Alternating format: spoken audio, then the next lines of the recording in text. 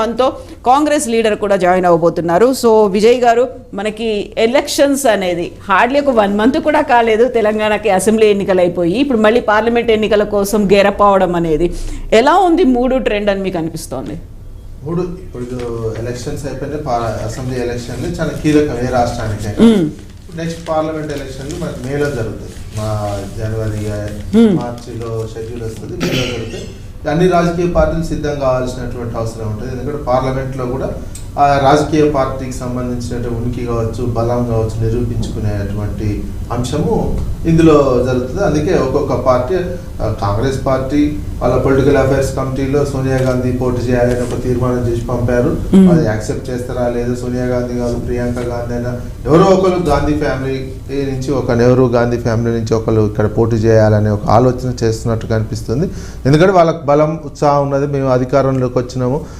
ఆ నేపథ్యంలో అంటే వచ్చినారని వాళ్ళు చేస్తామని నల్గొండ నుంచి చేయమనేది ప్రధానంగా వస్తున్నటువంటిది. నల్గొండ జనరల్ కాంగ్రెస్ పార్టీకి బలంగా ఉన్నటువంటి ఎంపీ స్థానము. అది ఎప్పుడైనా అటువంటి దానివల్ల ఉపయోగం ఉండదు. ఓడిపోయేటువంటిది బలహీనంగా ఉన్నటువంటి చోట వాళ్ళు ఏదైనా నిలబడితే పార్టీకి బూస్ట్ వచ్చే అవకాశం ఉంటుంది. ఇంకొకటి కాంగ్రెస్ పార్టీది ఏంటంటే ఉత్తరప్రదేశ్లో మళ్ళీ సోనియా గాంధీకి కూడా ఎఫెక్ట్ అయ్యే అవకాశం ఉంది అనేది వస్తున్నట్టు.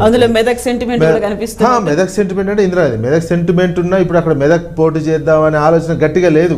ఎందుకంటే మెదక్లో ఇక్కడ ఉన్నటువంటి పార్టీ బలంగా ఉందనే ఒక అంచనా ఉంది. వాళ్ళకి బలంగా ఉన్నటువంటి సీటు నల్గొండే. దాదాపు ఒక 30-35 సంవత్సరాల నుంచి నల్గొండ సీటు వేరే పార్టీ వాళ్ళు గెలవట్లేదు, కాంగ్రెస్ పార్టీయే గెలుస్తుంది పార్లమెంట్ నియోజకవర్గానికి సంబంధించినటువంటి. అట్లాంటిది వాళ్ళు అట్లాంటిది చూజ్ చేసుకుంటున్నారు తప్ప బలహీనంగా. ఇప్పుడు ఉన్నటువంటి ఉత్తరప్రదేశ్లో ఏమైంది, సోనియా గాంధీ ఓడిపోతుంది. ఎందుకంటే పోయినసారి రాహుల్ గాంధీ ఓడిపోయాడు, మళ్ళీ సార్ సోనియా గాంధీ కూడా ఓడిపోతే మరింత కాంగ్రెస్ పార్టీకి పరువు వద్దనే వాళ్ళు దక్షిణాది మీద పడ్డారు. ఎందుకంటే దక్షిణాదిలో కర్ణాటక, కేరళ, ఇప్పుడు తెలంగాణలో పార్టీ బలంగా ఉన్నటువంటి నేపథ్యంలో దక్షిణాదిలో పోటీ చేయించుదామనే ఒక అంచనా కాంగ్రెస్ పార్టీ చేసి అందుకే పొలిటికల్ అఫైర్స్ కమిటీలో ఆ తీర్మానం చేసినట్టు కనిపిస్తుంది.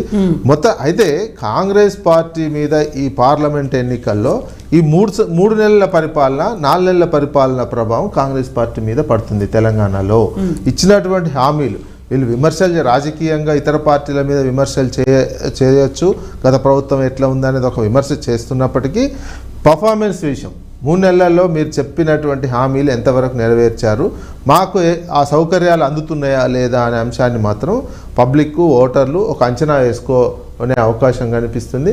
ఇందులో కనుక ఏమాత్రం వాళ్ళు, ఎందుకంటే తేడా ఉంటుంది ఎలక్షన్కి ఫలితాల్లో మన తెలంగాణలో తేడా కనిపిస్తుంది. బై ఎలక్షన్స్ కావచ్చు, నెక్స్ట్ జరుగుతున్న ప్రతి ఎలక్షన్కి ఓ రకమైనటువంటి చేంజ్ కనిపిస్తుంది.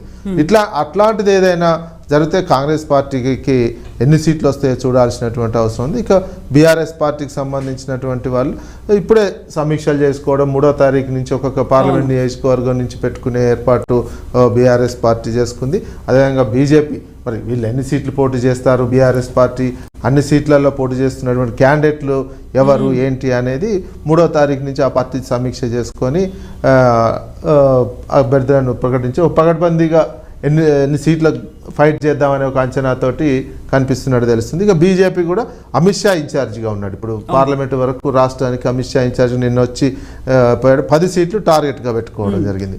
వాళ్ళు ఎప్పుడైనా పోయినసారి అసెంబ్లీ ఎలక్షన్లప్పుడు 90 సీట్లు టార్గెట్ పెట్టుకున్నారు. తెలంగాణ మిషన్ 90 అని చెప్పి 9 వస్తే చాలనే కాడికి పోయింది. ఇప్పుడు ఇది 10 ఉన్నటువంటి దాంట్లో 10 సీట్లు మీరు టార్గెట్గా పెట్టుకోవడం జరుగుతుందనే చెప్పి పార్టీలో ఉన్నటువంటి ప్రధానంగా పార్టీలో విభేదాలు. ఇప్పుడు కరీంనగర్ నుంచి ఈటెల రాజేందర్, అదేవిధంగా బండి సంజయ్ ఇద్దరు పోటీ పడుతున్నటువంటి సిచ్యువేషన్. పార్టీకి సీఎంగా అభ్యర్థిగా ప్రకటించకపోయినా బీసీ అభ్యర్థిగా ఉన్నటువంటి వ్యక్తి పార్టీ మారుతున్నారు, కాంగ్రెస్లో చేరుతున్నారని ఈటెల రాజేందర్ లాంటికి సంబంధించినటువంటి వార్తలు రావడం జరుగుతున్నది. అంటే ఇంకొక నెల రోజులు అయితే జనవరిలో అభ్యర్థులను మొత్తం ప్రకటిస్తామని కూడా బీజేపీ ప్రకటించడం జరుగుతుంది. ఈ నేపథ్యంలో బీజేపీ ఎజెండా ఏముండబోదు? బీజేపీ ఎజెండా 3వసారి అధికారము, రామాలయము, ఈ అంశమే ప్రధానంగా మోడీ ఇమేజీ. ఈ 3 అంశాలే బీజేపీ తీసుకుంటున్నట్టుగా అనిపిస్తుంది తప్ప ఓవరాల్గా మేము రాష్ట్రానికి ఇది ఇచ్చినాం అది ఇచ్చినామని చెప్పే అటువంటి పరిస్థితి బీజేపీది కనిపించటం లేదు. ఇక కాంగ్రెస్ పార్టీ అయితే ఈ 3 నెలల్లో చేసే దానికి అంటే గత ప్రభుత్వం మీద చేసేటువంటి విమర్శలనే టార్గెట్గా అదే అంశాన్ని పార్లమెంట్లో ఎలక్షన్లో కూడా ఆ అంశాన్ని ఎజెండాగా తీసుకుపోయే విధంగా, ఎందుకంటే ముఖ్యమంత్రి గారు మాట్లాడుతున్నటువంటి మాటలు, ఆ పార్టీ నాయకులు మాట్లాడుతున్నటువంటి అంశాలు అవే కనిపిస్తున్నాయి. మేము చేసేదానికి చెప్పడం కంటే ఈ 3 నెలల్లో మళ్ళీ పాత ప్రభుత్వం మీద విమర్శలు. ఇక బీఆర్ఎస్ పార్టీ ఎజెండా ఏం కనిపిస్తుంది, మేము చేసినటువంటి అభివృద్ధి ఇప్పుడు చూస్తున్నట్టు కాంగ్రెస్ పార్టీ పోల్చుకొని చూడండి. మళ్ళీ ప్రశ్నించే గొంతుగా తెలంగాణ నుంచి ఒక ప్రశ్నించే గొంతుగా పార్లమెంట్లో ఉండాలనే ఒక ఎజెండా, 3 పార్టీలు 3 ఎజెండాలు ప్రజల ముందు